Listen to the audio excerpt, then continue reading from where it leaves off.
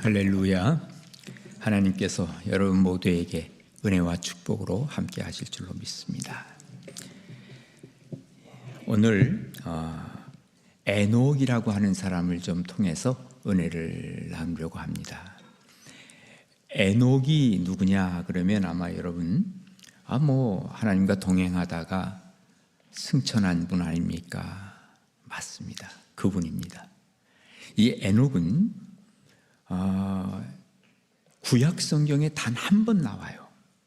오늘 본문에 유일하게 나옵니다. 그리고 신약 성경에 보면 딱 두 번 나옵니다. 이분에 대한 내용이 히브리서 11장 5절 6절이 나오고요. 그 다음에 유다서에 또 한 번 나옵니다. 근데 바로 이분은 300년 동안 이 땅에 살면서 하나님과 동행하던 사람인데 그러면서 마지막에는 승천을 했단 말이에요. 성경에 승천했다라고 하는, 죽음을 맛보지 않고 죽었다, 끝났다 하는 사람이 딱 2명 나옵니다. 예수님 빼고. 여기 에녹하고 누굴까요? 엘리야가 맞습니다. 그런데 엘리야에 대한 내용은 성경에 굉장히 많이 나와요. 그죠?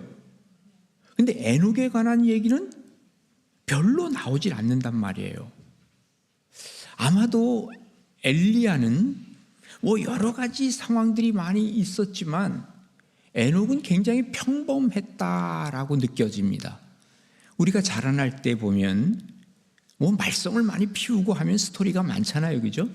남의 집에 가서 벨 누르다가 잡혀가지고 매를 좀 맞았다든가, 아니면 경찰서에 끌려가가지고 말이죠, 엄마가 그냥 가가지고 얘를 끌어온다든가 말이죠. 이러면 스토리가 생기는데 에녹은 그런 스토리가 별로 없었다라고 느낄 수밖에 없죠.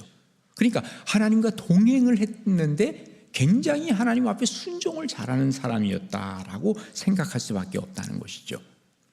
어쨌든 그는 죽음을 보지 않고 하나님과 동행하다가 승천했던 이러한 내용을 우리가 보게 되는데, 무엇보다도 많은 일을 하는 것보다 더 중요한 것이 있다고 하면 하나님과 손붙잡고 인생을 하나님과 동행하는 것이 얼마나 중요한가 하는 것을 여기 에녹을 통해서 우리가 보게 된다는 것이죠.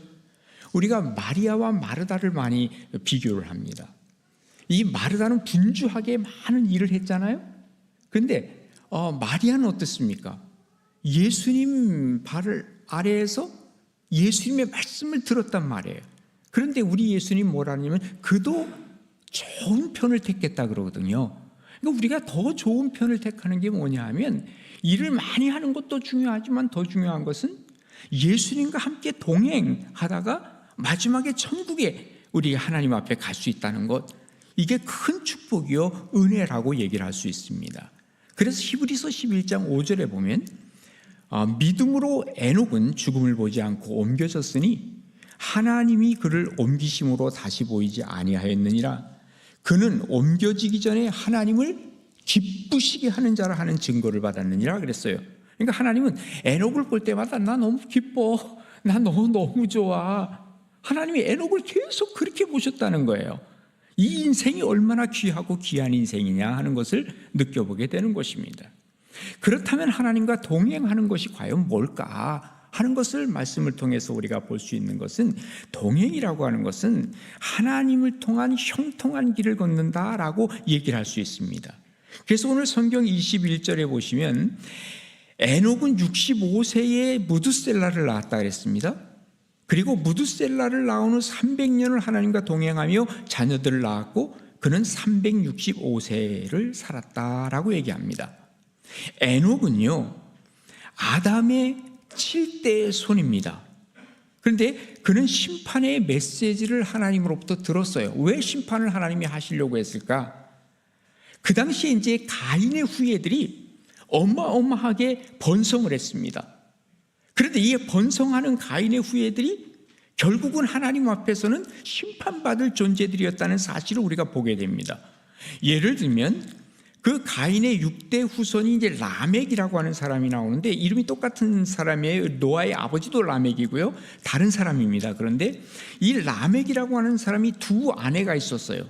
원래 하나님께서는 아내를 하나 아담과 하와를 만나서 이렇게 가정을 꾸미게 했는데 그는 벌써부터 한 남편이 두 아내를 얻었어요. 아다와 실라라고 하는 이 아내를 얻었는데 이 아다라고 하는 사람은 이 야발이라고 하는 사람을 낳고 또 유발이라고 하는 사람을 낳았어요. 근데 야발이라고 하는 사람은 가축을 치는 농장 주인이었어요. 그러니까 돈이 꽤 많은 돈도 많이 벌고 번창하는 사람이었다라고 얘기를 할 수 있겠죠. 그 다음에 또 다른 아들이 있는데 유발이라고 하는 아들은 수금을 그리고 이 퉁소를 부는 그런 사람, 그러니까 악기를 다루는 음악가였다라고 얘기를 할 수 있는 것이죠. 이 역시도 그야말로 번창했다라고 하는 단어가 딱 맞는 그러한 자녀들이었습니다. 근데 아다와 실라가 있는데 또 두 번째 실라는 그 누구를 낳았냐면 두발가인이라고 하는 아들을 낳았어요. 근데 이 두발가인은 뭐 하는 사람이냐면 구리로 또는 쇠를 만드는 사람이에요. 그러니까 지금으로 얘기한 포항제철 사장 정도 되는 어마어마하게 부를 축적한 사람이라고도 얘기를 할 수 있죠. 그러니까 지금 가인의 후예들이 이렇게 막 번창해 간 거예요, 세상적으로. 그런데 누구를 몰라요? 하나님을 모르는 거예요. 하나님과 동행하지 않고 하나님과 떨어져서도 어마어마하게 부자가 될 수 있다는 것을 우리는 여기 가인의 후예를 통해서 알 수가 있는 것이죠. 그런데 하나님께서는 뭘 말씀을 하시냐면, 야, 너희들 번창하고 잘 살지만 그러나 내가 너희를 심판할 거다. 누구를 통해서 말씀해 주셨냐면 에녹을 통해서 말씀하셨다는 거예요. 그게 바로 어디에 나오냐면 유다서에 나옵니다. 유다서 14절과 15절에 보면 뭐라고 있느냐 잘 들어보세요. 아담의 칠대손 에녹이 이 사람들에 대하여 예언을 했는데 이르되 보라, 주께서 이 수많은 거룩한 자와 함께 임하셨나니 이 무사람을 심판하사 모든 경건하지 않은 자가 경건하지 않게 행한 모든 경건하지 않은 일과 또 경건하지 않는 이 죄인들이 주를 거슬러 한 이 완악한 말로 말미암아 그들을 정죄하려 하심이라 그랬어요. 그러니까 하나님께서는 에녹을 통해서 지금 가인의 후예들을 어떻게 하겠다고요? 심판하실 것을 예언을 하셨다는 거예요. 그러니까 이 에녹은 이 얘기를 듣고 하나님과 동행하다가 하나님 그 말씀을 해주신 거예요. 야, 너 지금 저 가인의 후예들 봤지? 야발, 유발, 두발가인, 쟤네들 잘 살잖아. 엄청나게 부자지. 그런데 내가 그들을 심판한다. 하나님 이 말씀을 하신 거예요. 이 번창하는 것이 이게 중요한 게 아니구나. 에녹이 그때부터 이제 깨닫지 않았겠습니까? 그러니까 그는 이제 하나님과 함께, 나는 하나님과 함께 살겠어요 하고 이 마음을 갖게 되는데, 마침 그가 누구를 낳냐면 아들을 낳는데 그 아들의 이름이 뭐냐면 무드셀라라고 하는 아들을 낳았어요. 그러니까 아들을 낳고 나서 무드셀라라고 지었겠지, 그죠? 근데 이 무드셀라라고 하는 이 말은, 무트라고 하는 말은 죽는다는 뜻이거든요. 그리고 샬라흐라고 하는 말은 뭐냐면 이게 터진다는 뜻이에요. 그러니까 물이 터져서 이 죽게 된다는 이름, 이것을 이름으로 쓴 사람이 누구냐면 바로 무드셀라, 이 에녹의 아들이었다 그 말입니다. 그러니까 하나님 앞에 하나님이 이제 모든 이 가인의 후예들을 다 없애겠다, 이게 이제 홍수로 죽이겠다는 이런 얘기죠. 그러니까 그 다음에 하나님 제발 우리 아들은요, 그가 살아 생전에는 좀 이런 일이 없었으면 좋겠어요. 그가 죽은 후에 이런 일이 있으면 좋겠어요. 무드셀라, 이렇게 이름을 지어서 그를 무드셀라라 이렇게 이름을 지었다는 것이죠. 그런데 놀라운 사실은 정말 그대로 됐다는 거예요. 무드셀라는요, 성경에서 제일 오래 산 사람이에요. 969세까지 살았던 그러한 사람입니다. 그런데 그의 증손자가 누구냐면 노아인데, 노아 시대에 홍수가 있었잖아요. 그 노아의 몇 살 때 홍수가 있었는지 아세요? 600세 때 홍수가 있었습니다.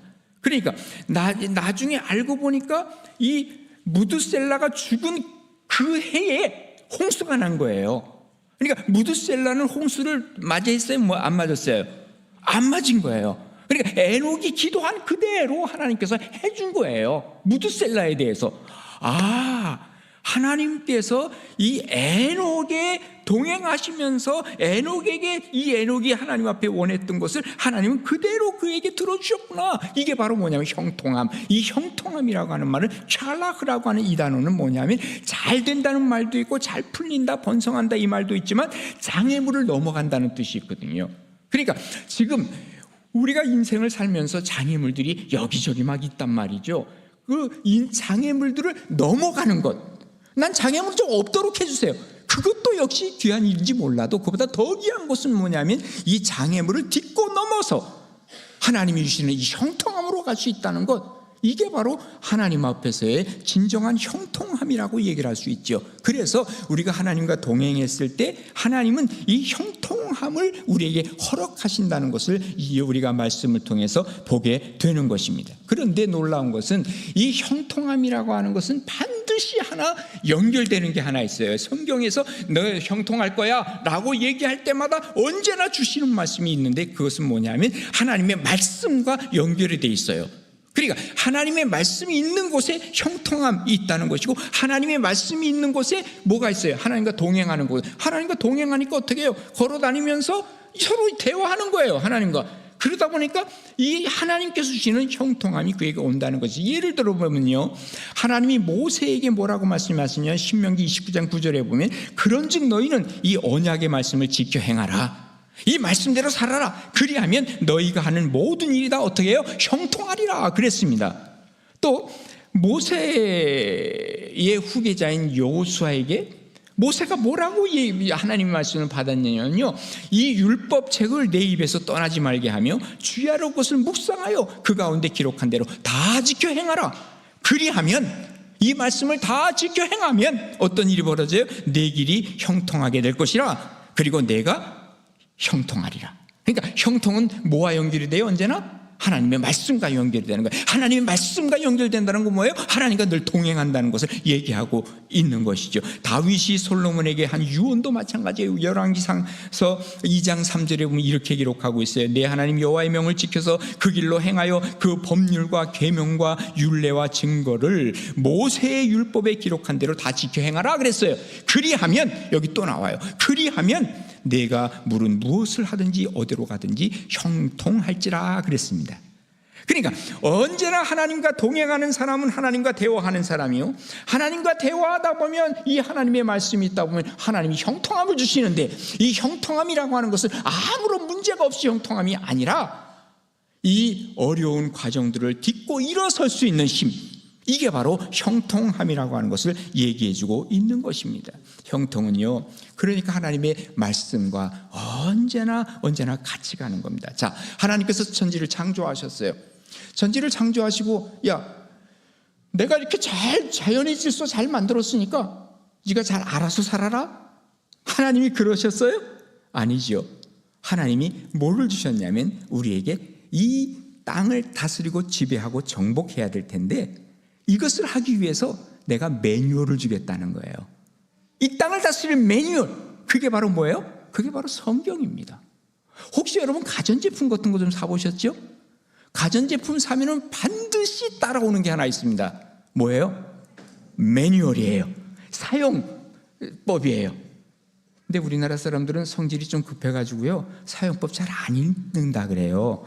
그래서 이것저것 막 눌러보죠. 막 눌러보다가 이게 뭐 이렇게 작동이 안 돼 해가지고 뭐 AS 막히고 하는데, 아, 이거 뭘 만졌길래 이렇게 됩니까? AS한테서 그렇게 얘기를 한다 그래요.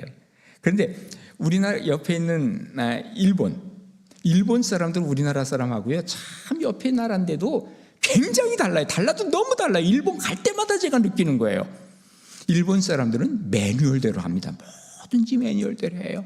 그래서 이 사람들은요 진짜 매뉴얼 국가라고까지 얘기할 정도야. 우리는 그렇게 못합니다. 진짜 나도 한국 사람이지만 성격이 급해가지고 빨리 써봐야지, 물론 쓰고 나서 그 다음에 매뉴얼 보지. 근데 그 사람들은 매뉴얼 보고 하는 거예요.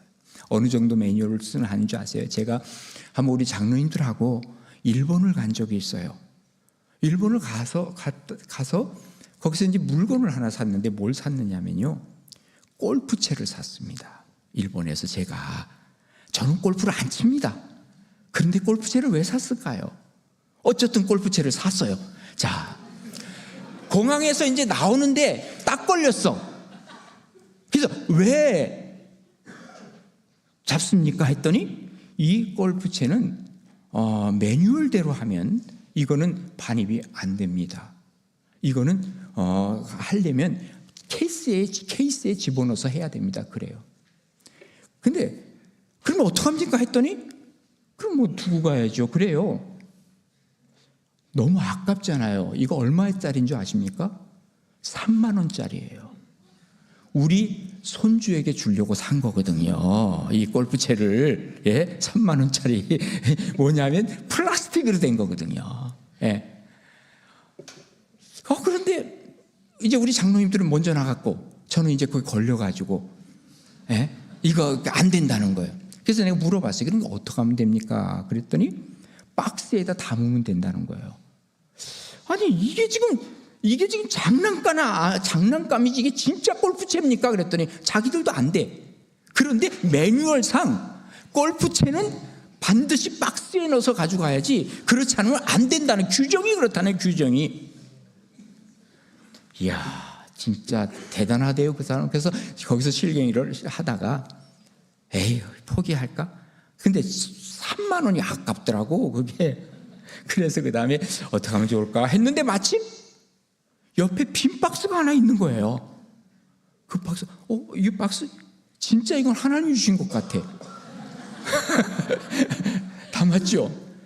담았더니 오케이. 그래서 제가 거기 공항을 통과했습니다. 우리 장로님들은 거기서 뭐라고 얘기를 하고 계시느냐 하면 우리 목사님이 뭐 때문에 그러지 골프채가 걸렸다고는 얘기가 있는데. 그래서 제가 이상한 소문 날 뻔했습니다. 목사가 골프채 반입하다가 일본에서 못 나왔다 뭐 이런 얘기가 들릴까 봐 그랬는데 어쨌든 정말 이 매뉴얼대로 하는 사람들이 일본 사람들인데요. 그 매뉴얼대로 한다면 좀 성경 매뉴얼을 좀 가져가야지. 세계를 지도할 수 있는 하나님이신 이 매뉴얼은 생각지도 않고 자기네 나라에서 나온 매뉴얼을 더 중요하게 생각하는 게 이게 사실은 안타까운 생각이 저에게는 들었다 그 말입니다. 하나님께서는 우리에게 너 형통하게 될 거야. 나랑 동행하자. 그리고 이 동행하는 것에 대해서 내가 매뉴얼을 줄 테니까 이 매뉴얼대로 살아라. 그게 바로 뭐냐면 하나님의 말씀, 바이블을 하나님이 주시면서 이 말씀대로 살라고 우리에게 하시는 말씀입니다. 그래서 시편 128편 1절에 보면 여호와를 경외하며 그의 길을 걷는 자마다 복이 있다. 내가 내 손으로 수고한 모든 것을 먹을 것이라. 내가 복되고 형통하리로다 라고 말씀하고 계시는 것입니다. 무엇보다 중요한 것은 에녹이 정말 어떤 많은 일을 하진 않았지만 그러나 하나님과 동행함으로 그가 형통한 길을 걸었다고 성경이 우리에게 말씀해 주시는데 정말 하나님 앞에서 우리가 형통한 길을 걷는 게 뭘까? 하나님과 동행하는. 그래서 우리가 하나님께 묻고 그게 기도 아닙니까? 그리고 하나님 주신 말씀이 뭐라고 있나 한번 보는 것 아닙니까? 그 말씀 상고하는 것 아닙니까? 말씀 상고와 기도와. 그래서 하나님과 계속 보더니 하나님과 이 교통을 할 때 하나님이 주시는 이 형통함, 이것을 누리시는 여러분 되시기를 주님의 이름으로 축복합니다. 그 다음에 두 번째로 중요한 것은 이 동행한다는 것은 이게 복이요 이게 행복입니다. 자, 오늘 본문 24절에 보면 에녹이 하나님과 동행하더니 하나님이 그를 데려가심으로 세상에 있지 아니하였더라 그랬습니다. 자, 하나님과 살면서 하나님과 동행하고 그리고 죽을 때까지도 하나님과 동행했던 에녹, 그는 죽었더라라는 말이 없어요. 여러분 인간에게 가장 최고로 위협하는 게 뭡니까? 뭐예요? 죽음이에요. 너 죽어 그러면 뭐라 그럽니까? 목숨만 살려달라 그러거든요. 너 내가 다 줄 테니까 나 목숨만 살려달라 그러거든요. 그만큼 우리는 죽음이라는 것이 우리에게 있어서는 가장 어쩌면 우리를 위협하는 그러한 존재인지 몰라요. 그런데 예수님과 동행할 때 우리는 어떻게 우리의 삶이 달라지느냐? 우리는 영원에 잇대어 산다 그러는 거예요. 주님이 나에게 생명을 주면 그 생명이 영원에 잇대어 산다 그러니까 내가 죽는 게 바로 뭐예요? 죽는 게 영생으로 들어가는 거예요. 그러니까 더 이상 죽음이 무서운 게 아닙니다. 두려운 게 아닙니다. 하나님께서 주시는 어마어마한 복이 바로 동행의 복이라는 사실을 우리에게 알려주고 있는 것이죠. 하나님과 동행하면 어떤 사람 그래, 아유 하나님과 동행하면 내가 인생 즐기지 못하고 사는 것 아닙니까? 하고 싶은 것도 못하고 그러는 것 아닙니까? 아닙니다. 에녹은 하나님과 동행하면서 어떻게 했습니까? 부부관계 할 거 다 했습니다. 자녀도 낳았습니다. 그리고 이것이 행복이었다는 사실을 우리는 분명히 느껴볼 수가 있는 것이죠. 이게 바로 하나님과 동행하는 사람. 그래서 하나님과 동행하게 되면 세상의 즐거움 플러스 영생의 즐거움, 하늘에 있는 그 복까지 끌어들이고 이 세상에 있는 것까지 가져오니 이게 뭐야? 이게 바로 행복이요. 이게 바로 복이라고 얘기할 수 있는 것이죠. 아이들이요, 세상에서 장난감 가지고 막 놉니다. 엄마가 장난감 사주고 놀이기구에서 놀고 아무리 애들에게 정말 원하는 거 다 사주고 다 논다 하더라도 엄마가 아빠가 곁에 있지 않으면요 오래 못 간다는 거 아시죠? 오래 못 갑니다. 아이 웁니다. 아니 이렇게 좋은 장난감 이렇게 놀이시설에서 노는데 너 왜 그래? 아닙니다. 누가 있어야 돼요? 엄마가 아빠가 있어야 되는 거예요.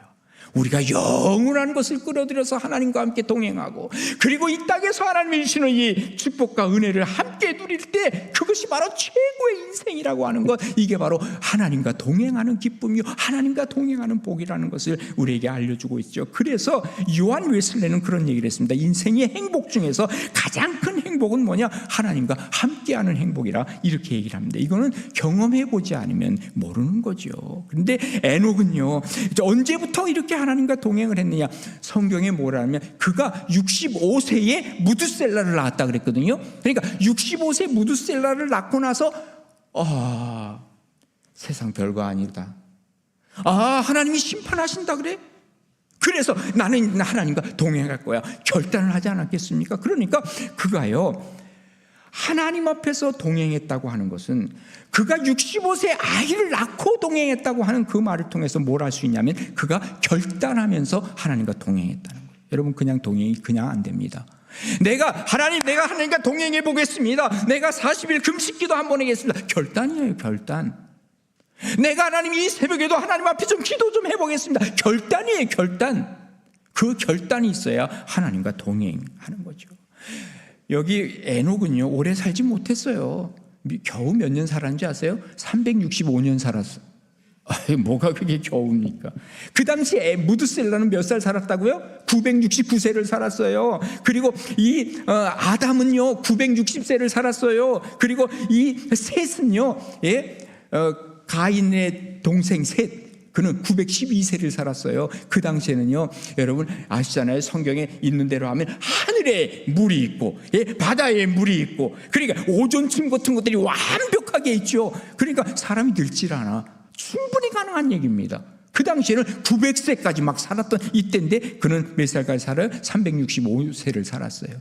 별로 오래 안 살았잖아요. 그런데 그가 어떻습니까? 하나님과 동행 결단을 하면서부터 300년 동안을 이 땅에서 하나님과 동행하다가 하나님의 부름을 받았다라고 하는 것입니다. 그래서 히브리서 11장 5절에 뭐라 그러냐면 믿음으로 에녹은 죽음을 보지 않고 옮기었으니 하나님이 저를 옮기심으로 다시 보이지 아니하니라. 저를 옮기기 전에 하나님을 기쁘시게 하는 자라 하는 증거를 받았다라고 얘기를 하고 있는 겁니다.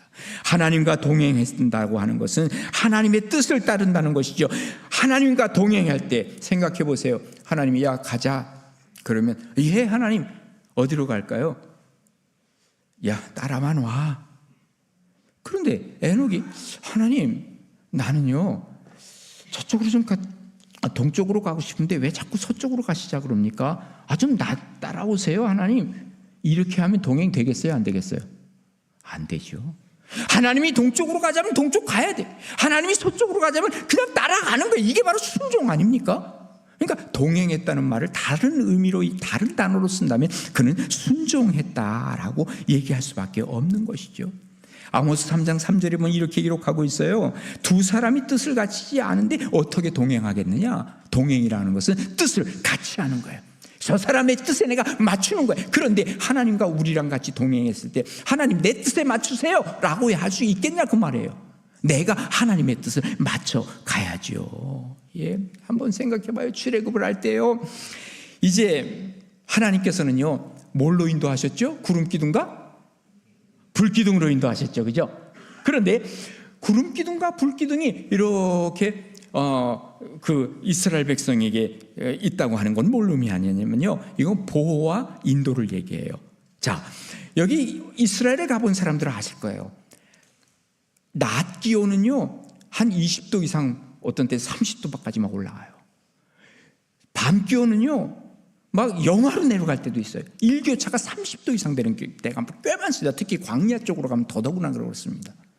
그러면 이스라엘 사람들이 출애굽할 때, 애굽에서 나올 때 뭐 솜잎을 이만한 거 가져 나왔지, 한 사람당. 그렇습니까? 아니죠. 아무것도 안 가져 나와서 그저 옷이 그냥 이불이야. 그러면 밤에요 다 감기 걸려. 예, 광야에서 다 죽습니다. 밤에 얼어 죽습니다. 낮에는 어떨까요? 햇볕이 쨍쨍 쬐는데 거기 뭐 광야에 가보신 분 알잖아요. 나무가 있어요. 가시덤불밖에 없어요. 거기서 이 태양볕에 쬐면 일사병 걸려요. 그런데 보세요, 낮에는 뭐예요? 낮에는 이 구름 기둥이 쫙 시원합니다. 예? 밤에는 뭐예요? 불 기둥이 쫙 따뜻합니다. 이불 안 덮어도 따뜻해. 이게 바로 보호예요. 또 뿐만 아니라 이것이 움직이는 거예요. 어떻게 움직이느냐? 어느 날이에요, 이 구름 기둥, 불 기둥이 말이죠, 이동하기 시작하는 거야. 내가 빨래 해놨거든. 빨래 해가지고 이제 겨우 널어놨는데 움직이는 거야. 하나님, 잠깐 좀 기다려. 나 이거 좀 마른 다음에 좀 갑시다. 그럴 수 있어요? 아니면 먼저 가요, 먼저 가. 나 이거 다 마른 다음에 갈게요. 그럴 수 있나요? 아니잖아요. 움직이면 가야 되잖아요. 하나님이 움직이시면 무조건 따라가는 거. 이게 바로 순종, 이게 바로 동행이라는 거예요. 그러니까 우리가 하나님 앞에 민감해질 필요가 있어요. 하나님의 말씀이 나를 어떻게 인도할까? 내가 그러면 그쪽에 좀 따라갈게요. 하나님 좀 나에게 들려주세요 하는 것이 어떻게 들어요? 이 귀로 듣는 게 아니잖아요. 영적으로 듣잖아요. 기도하며 찬양하며 우리가 말씀 속에서 하나님의 음성을 듣는 게, 이게 바로 동행이에요. 이게 행복이라는 거예요.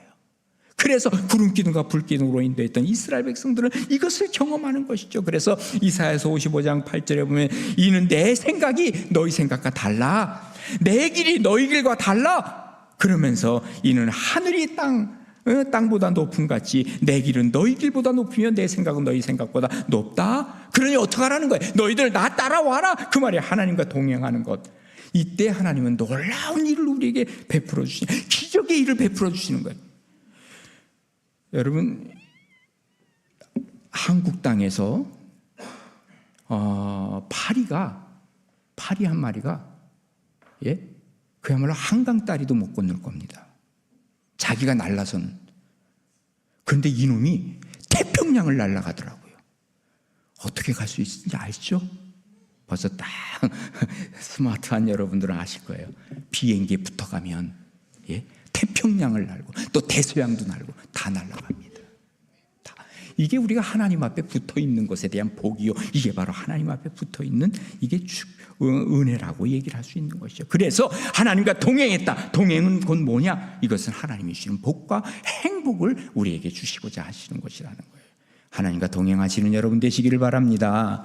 그 다음에 이제 마지막 한 가지를 더 본다면, 이 하나님과 동행했다고 하는 것은 이게 점점 더 번성해 가는 거예요. 오늘 본문 25절에 보시면요, 무드셀라는 187세에 라멕을 낳았고, 라멕을 낳은 후에 782년을 지내며 자녀를 낳았으며 그는 969세를 살고 죽었더라 그랬습니다.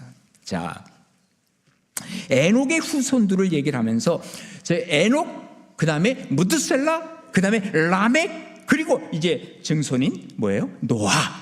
이렇게 해서 점점 하나님께서 주시는 이 생육하고 번성하고 땅에 충만하라고 하는 하나님의 원래의 말씀대로 이게 성장하고 번성해가는 축복을 여기서 보여주고 있어요. 천국은 어떤 곳이라 그랬어요? 예수님 하신 말씀은 천국은 마치 뭐가 같으면 겨자씨 하나가 땅에 떨어지는 것 같다는 거예요. 겨자씨가 땅에 떨어져서 이게 30배, 60배, 100배의 결실을 거둔다는 거예요. 예? 또 누룩과 같다 그랬어요. 누룩은요, 이게 이스트라 그러죠. 이게 점점 불어나는 거예요. 천국은 뭐와 같으냐? 이게 점점 번성하고, 그리고 점점 이게 성장하고, 점점 이게 커가는 게 바로 뭐냐? 이게 바로 천국이라는 거예요. 그러니까 하나님과 동행할 때 하나님의 역사는 이렇게 이루어진다는 것이죠. 제가 오늘 이렇게 보니까 여러분 또 분립개척도 하신다고 그러더라고요. 이게 바로 번성해 가는 거예요. 교회가 또 다른 교회를 낳고 그리고 또 다른 교회를 낳고 점점 하나님의 나라가 확장되는 것을 얘기하고 있는 거죠. 하나님께서 아브라함을 불러서 뭐라냐면, 야, 저 하늘의 별을 봐라. 내 자손이 바로 저 별과 같이 번성할 것이라는 거예요. 예? 저 모래를 봐라. 저 바닷가의 모래와 같이 내 자손들은 번성할 것을 얘기하는 거예요. 시편 92편에 보면요, 의인은 종려나무와 같이 번성하며 레바논의 백향목같이 성장하리로다. 이는 여호와의 집에 심겼으며 하나님의 뜰 안에서 번성하리로다 그랬어요. 제가 옛날에 학교 다닐 때 우리 신학생이라면 안 읽은 사람이 없을 정도로 아주 유명한 책이 하나 있어요. 많이 읽겠지만 그 중에 하나가 미국 하버드 대학 교수였던 하비 콕스라고 하는 사람이, 그분이 이제 종교사회학적으로는 최고의 권위자였죠. 그 당시에 세속도시라고 하는 책을 썼어요. 아마 여러분들 중에서도 많이 읽으신 분 계실지 몰라요. 세속도시 그 책을 보면 어떤 내용들이 나오냐면, 문화가 발전이 되고 그리고 경제가 고성장이 되기 시작하면 이게 세속도시가 되는데, 이때가 되면 어떤 일이 벌어지냐? 교회는 점점 문을 닫게 되고 그리고 하나님을 찾는 사람들이 점점 줄어들어서 교회는 결국은 진멸돼 버리고, 그래서 그 사람은 표현하기를 이것이 바로 하나님의 후퇴라고 하는 주장을 했어요.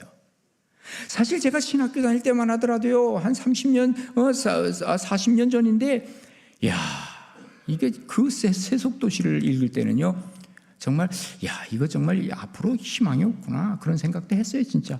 근데 실제적으로 이 일이 일어난 거예요. 여기 독일도 아마 그럴지 몰라요. 유럽이 지금 점점 교회가 문을 닫는다 그러잖아요. 미국이 교회 점점 문을 닫아요. 한국도 점점 교세가 줄어들고 있어요. 이거 봐라. 정말 하위 콕스의 말이 틀린 얘기가 아니네. 그런데 이렇게 하나님의 후퇴를 얘기했던 그가 학설을 수정했어요. 자기 학설을 자기 스스로 수정을 했어요. 그게 바로 뭐냐면 1995년에 쓴 책인데 Fire from Heaven, 이게 하늘로부터의 불이라고 하는 이 제목인데, 우리나라 책으로 번역하기를 영성, 음악, 여성 이렇게 번역이 됐어요. 아주 동떨어지게 번역이 됐어요. 이 책에서 보면 뭐라고 얘기를 하냐면, 그가 옛날에 썼던 이 하나님의 후퇴가 반드시 이루어질 것이다 라고 하면서 기독교는 결국 소멸될 것이다 라고까지도 얘기를 했는데, 자기가 이 학설을 수십 년 후에 자기가 번복을 하면서 뭐라 그러냐면, 이 책에서 그게 아니었다, 내가 잘못 생각했다. 왜 그러냐면 여기 성령 충만이라고 하는 이 변수를 자기는 생각하지 못했다는 거예요. 성령이 충만한 곳에 이 번성함이, 성장함이 지속되더라는 거예요. 그러니까 다시 말해서 그가 얘기하기를, 유럽이나 미국의 교회는 점점 축소해 가고 있는데 아프리카나 남미 교회들은 점점 성장하고 있다는 거예요. 그래서 결국 하나님의 나라라고 하는 것은 점점 커가고 있고, 어떤 때는 1년에 2천만 명이라고 하는 사람이 늘어나고 있다는 거예요. 그러면서 자기도 깜짝 놀랐다는 거예요. 그 변수가 바로 뭐냐? 성령의 역사였고, 성령의 역사로 말미암아 세상은 점점 성장해가는, 하나님이 계시는 한 이것이 성령의 역사로 성장해 간다고 하는 것을 얘기하고 있는 거예요. 아니, 다 교회가 찌그러진다고 하는데 여기 우리 교회는 점점 번성해 가잖아요. 여러분, 우리 교회만인 줄 아십니까? 저희 교회, 우리 교회도 그렇습니다.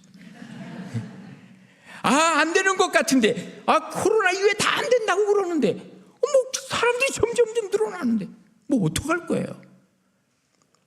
번성의 회복은 하나님으로부터 시작되는 거예요. 그래서 내 영혼이 잘됨과 같이 범사가 잘되고 강건할 것이라고 하는 하나님의 은혜가 있는 것이죠. 우리 한국 사회, 여러분 한국에서 떠나온 지 오래되신 분들은 잘 이게 정말 피부로 다가오지 않을지 몰라요. 저출산, 고령화, 인구절벽, 정말 대단합니다. 제가 우리 교회 바로 옆에 초등학교가 있는데요, 이 초등학교가 제가 20, 30년 전만 해도 반이 8반이었어요, 초등학교. 근데 지금 2반으로 확 줄었습니다. 애들이 없습니다. 유치원이 다 하나씩 문 닫고 있습니다, 지금. 그래서 유치원이 뭘로 바뀌냐? 노치원으로 바꿉니다. 노인들 시설로 바뀝니다. 이게 지금 피부로 다가오는 거예요. 그리고 우리 교회에서 조금 떨어진 곳은 아예 초등학교 이번에 1학년 없었습니다. 아예 애들이 없으니까. 이게 정말 이게 이렇다는 건데, 이것을 보면서 제가 느끼는 게 매스컴에서 소셜미디어에서 다 뭘 얘기를 하냐면 아이 키우는 게 얼마나 힘든 줄 아냐, 아이 하나 키우려면 뭐 몇 억이 있어야 된다, 계속해서 이런 얘기만 하는 거예요. 이건 뭐 얘기합니까? 어떤 사람이요, 토끼를 잡으러 갔는데 어떤 사람 토끼를 많이 잡았었는데 후배 놈이 토끼를 잡으는데 얘는 한 마리도 못 잡았어요. 야, 너는 왜 이렇게 토끼 한 마리도 못 잡냐? 그러니까 토끼가요 얼마나 귀가 밝은지요, 그리고 얼마나 다리가 빠른지요, 또 얼마나 토끼기 시작하면 막 토끼는데 어마어마하게 빨리 도망가요. 그러니까 그 선배가 그렇게 얘기하더랍니다. 야, 너는 토끼 못 잡는 법만 알고 있구나. 토끼 잡는 법을 좀 배워봐. 그러더랍니다. 우리가 하나님 앞에서의 번성함은 하나님의 성령의 역사로 인해서 우리가 되어지는 건데, 하나님의 성령의 역사는 어디론가 사라져가고 내가 하려고 하다 보니까 안 되더라고 말이에요. 그러니까 우리 한국 사회에서 바로 그거예요. 인구가 절벽으로 가고 있는 게 대부분 다 뭐냐면 안 된다는 것만 자꾸 매습하면서 나오는 거예요. 죄송한 얘기지만 우리 교회는요, 아이 3명 낳아야 정상입니다. 왜 그런지 아세요? 구역 예배 가가지고요, 애가 이렇게 한 명이야. 그러면 아니 언제 또 날라 그래? 그러니까 이 애기 엄마는 뭐라 그러냐면, 아이고 내가 우리 구역이, 저한테 직접 얘기하는 거예요. 목사님, 제가 우리 구역에 있으려니까요 애 둘은 더 낳을 거야 될 것 같아요. 이게 뭐예요? 소위 문화예요, 문화. 에? 그러니까 하나님께서 이 번성케 하시는 이 문화, 그 문화 속으로 들어가야 되는데 자꾸 싸이 들어가가지고 성령의 역사는 어디론가 다 사라져가고 내가 뭘 하려고 하니까 이게 점점 안 되는 쪽으로만 계속 기울이고, 지난번에 우리나라가 이 인구를 더 성장시키기 위해서 얼마 썼는지 아십니까? 35조를 썼습니다. 35조 얼마큼 되는지, 이거 35억도 아니고 35조를 썼습니다. 7년 동안. 그런데도 우리는 점점 어려워져요. 안 되는 얘기만 하니까 젊은 사람들이 야 안 된대, 야 애기 나가면 큰일, 이제 우리 못 산대. 다 이런 얘기하는 거예요. 하나님을 좀 생각하자고요. 좀 성령의 좀 살아가 보자고요. 우리는 할 수 없지만, 나는 할 수 없지만 하나님은 하십니다라고 하는 거죠. 이게 바로 하나님과 동행하는 삶이라는 거예요. 하나님과 동행하게 되면 정말 우리가 변화되는 역사들이 일어나기 시작하는데, 이 변화라고 하는 것은요, 하나님과 동행했을 때 하나님이 주시는 형통함, 하나님이 주시는 행복함, 하나님이 주시는 번성함, 이때 정말 할렐루야가 그냥 입에서 나오는 거 아니겠습니까? 모쪼록 정말 하나님과 동행함으로 에녹과 같이 이 땅에서 하나님과 동행, 그리고 마지막 천국에까지 동행하는 역사, 이런 축복, 은혜, 이것이 바로 여러분의 것이 되기를 주님의 이름으로 축복합니다. 한번 기도했으면 좋겠어요. 이 시간 제가 기도 한번 하겠습니다. 살아계신 아버지 하나님, 은혜를 감사합니다. 아버지 하나님, 하나님과 동행했던 에녹을 봐